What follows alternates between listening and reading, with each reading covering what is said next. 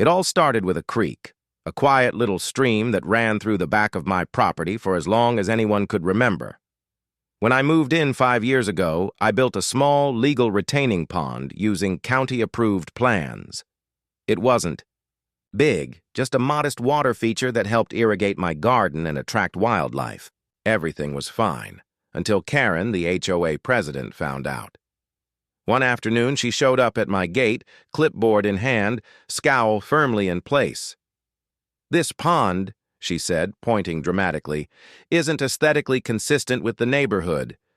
I told her, politely, that the pond wasn't her concern. The HOA had no authority over my water management system, especially since my land bordered county property, not subdivision lots. That didn't stop her. A week later, I received a letter. A $50,000 fine for unauthorized water control. I laughed, until I realized she was serious. Karen had convinced the HOA board that my pond was redirecting community water flow.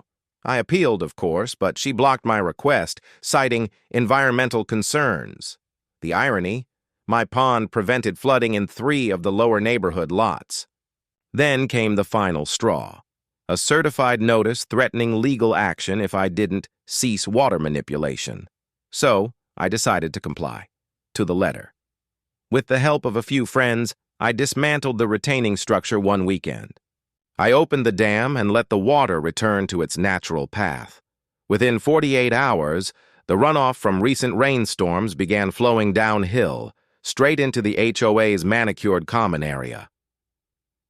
By Monday morning, Karen's precious rose garden was under 6 inches of muddy water. The walking trail was a swamp, and several HOA homes on the lower end had standing puddles in their yards. She stormed up to my property, drenched and furious.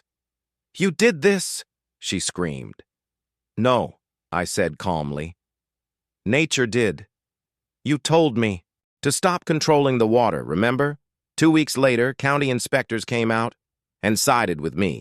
The HOA had no jurisdiction, and my original dam had been beneficial for drainage.